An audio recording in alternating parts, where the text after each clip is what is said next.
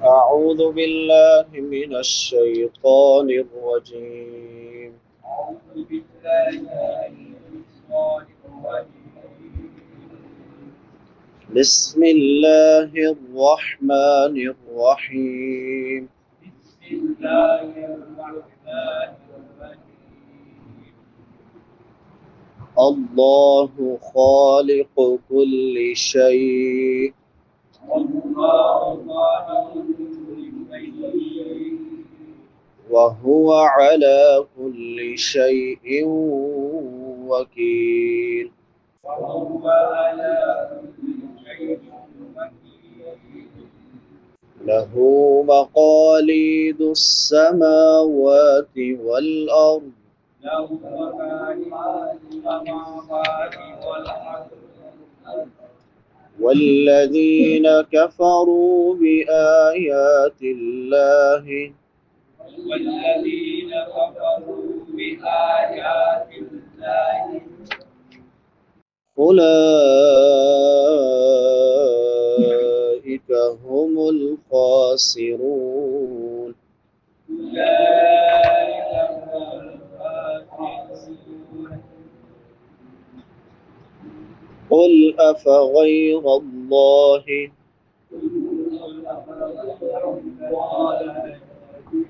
تأمروني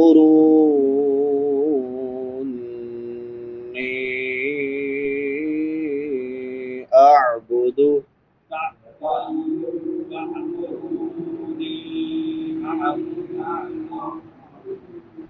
أيها الجاهلون.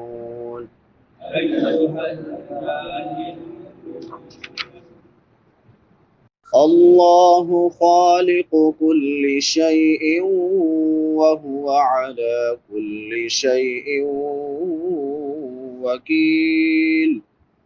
له مقاليد السماوات والأرض والذين كفروا بآيات الله أولئك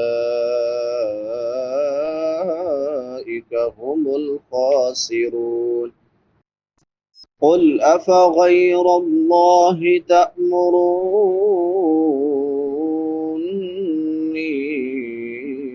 أعبد أيها الجاهلون. جزاك الله خير. اللہ خالق، اللہ ہر چیز کو اللہ پیدا کرنے والا ہے، کل شیء ہر چیز کو، وہو اور وہ علی کل شیء ہر چیز پر، وکیل نگہبان ہے، لہو اسی کے لیے ہے، مقالید چابیاں، السماواتی آسمانوں کی، والارض اور زمین کی، والذین اور وہ لوگ کفروا جنہوں نے کفر کیا، بآیات اللہ اللہ کی آیات کے ساتھ، اولئک وہی لوگ، ہم الخاسرون خسارہ اٹھانے والے ہیں۔ قل کہہ دیجئے، افغیر اللہ کیا بس اللہ کے غیر کی، تأمرونی تم مجھے حکم دیتے ہو، اعبدو کہ میں عبادت کروں، ایھا الجاہلون اے جاہلو،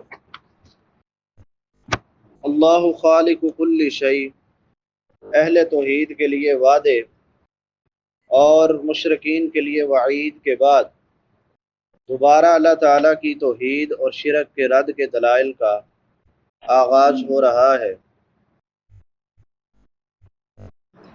اللہ خالق کل شیء اور اس کے بعد والے دو جملے، قل افغیر اللہ تأمرونی اعبد ایھا الجاہلون، ان کی تمہید ہے اور اکیلے اللہ تعالیٰ کی عبادت کی دلیل ہے۔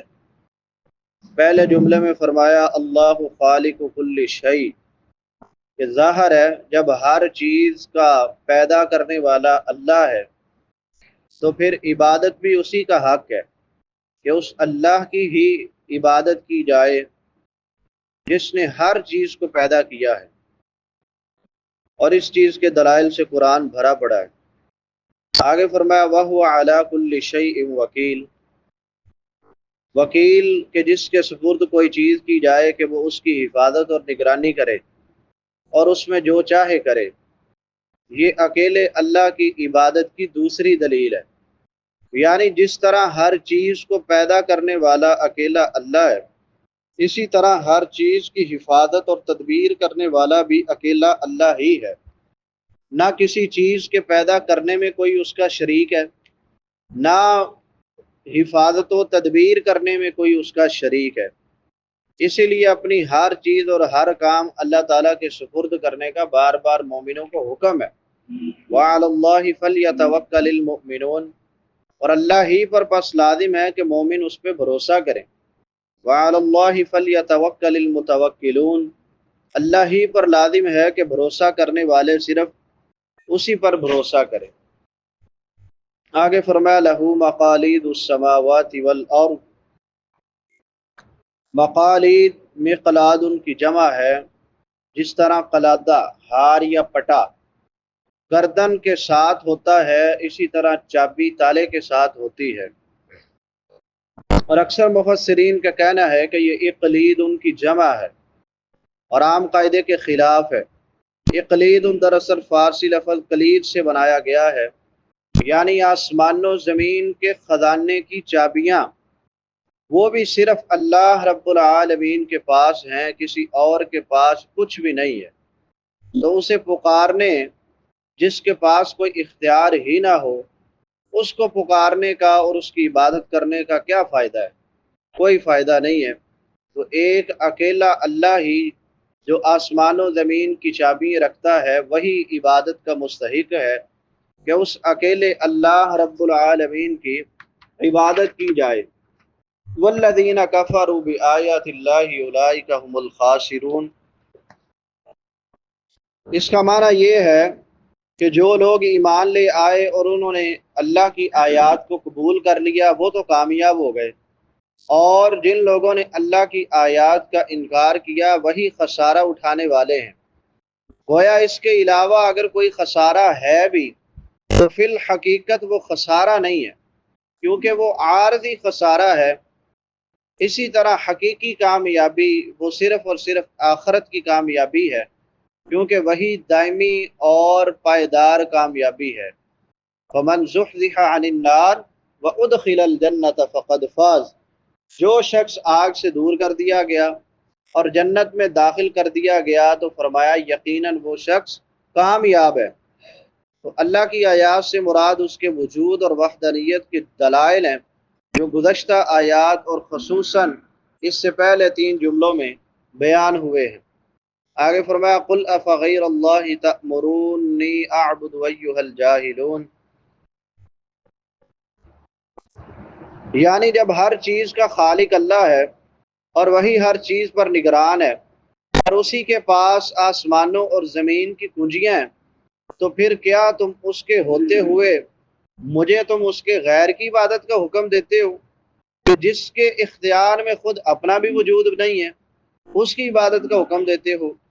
ایھا الجاہلون، علم کے مقابلے میں جہل کا لفظ آتا ہے اور علم کے مقابلے میں بھی، یہاں علم کے مقابلے میں آیا ہے، یعنی اللہ رب العالمین کے وحدہ لا شریک لہ معبود ہونے کے اتنے واضح دلائل اپنے کانوں سے سننے اور آنکھوں سے دیکھنے کے باوجود پتھروں، قبروں، جانوروں یا اپنی جیسی بے بس اور بے اختیار مخلوق کی عبادت کی پستی میں گرے ہوئے اے جاہلو، جو نہ اللہ تعالیٰ کی ذات اور صفات کا کچھ علم رکھتے ہو کہ صرف اسی کی عبادت کرو، اور نہ رسول اللہ صلی اللہ علیہ وسلم کی شان سے واقف ہو کہ انہیں غیر اللہ کی عبادت کی دعوت کی جرت کر رہے ہو، اور نہ اس بات کا شرف رکھتے ہو کہ جو اللہ تعالیٰ نے تمہیں انسان بنا کر عطا کیا ہے، کہ اتنی اونچی مخلوق ہو کر اپنے جیسی یا اپنے سے بھی کم تر مخلوق کی عبادت کر رہے ہو۔ آدمی بے سمجھی کی وجہ سے آدمی کی بندگی کرنے لگا ہے، اور علامہ اقبال فرماتے ہیں کہ میں نے تو یہ بھی نہیں دیکھا کہ کسی کتے نے کسی کتے کے آگے سر جھکایا ہو، کہ یہ انسان جس کو اللہ نے اشرف المخلوقات بنایا ہے، یہ بے بس اور بے جان چیزوں کے سامنے سر جھکانے لگا ہے۔ تو یہ اللہ رب العالمین کی وحدانیت کے دلائل اللہ تعالیٰ نے ذکر کیے ہیں، اپنی توحید کو سمجھانے کے لیے اللہ تعالیٰ حق بات کو پڑھنے، سمجھنے، اس پر عمل کرنے اور اس کو آگے پھیلانے کی توفیق عطا فرمائے۔ سبحان ربک رب العزت عما یصفون وسلام علی المرسلین والحمد للہ رب العالمین۔